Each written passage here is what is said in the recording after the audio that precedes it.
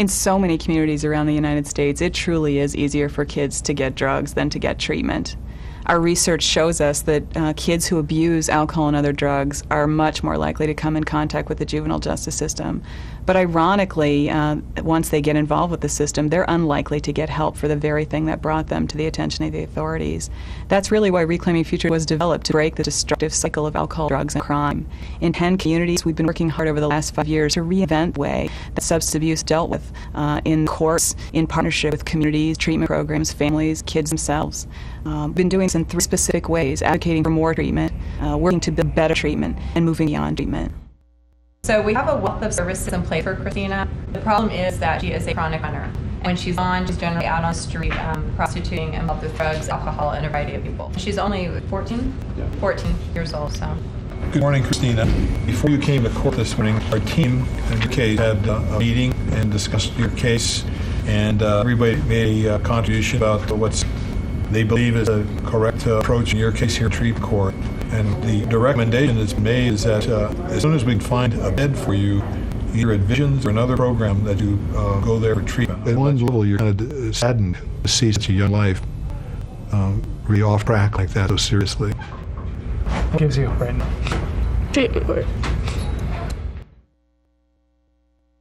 I'm hopeful for her. I think that's the things to kind of build hope in a child, to let know that people here care about you and they really want you to succeed. I was living on my own in a hotel, selling drugs to make a living, and just doing that. And I guess I wanted to change.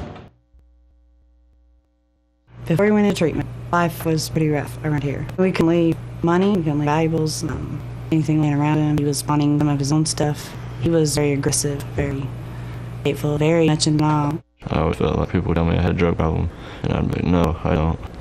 But obviously I did, or I would have gotten in all the trouble I got into. Evan Creek, it helped me out a lot, I think. You know, they just pretty much talk about all aspects of your drug problem and your family life. Like what led to you being there and what you need to do when you get out, get your life back on track. You'll have kids come in who have used kind of heavily, and they'll talk about feeling really bad, feeling really down, and then all of a sudden they think they see things differently. You're coming in here for treatment and saying, okay, I'm ready for a change, but it's real scary when we think about doing something without that alcohol and drugs. How are you gonna cope? How are you gonna have fun? How are you gonna deal with boredom without it?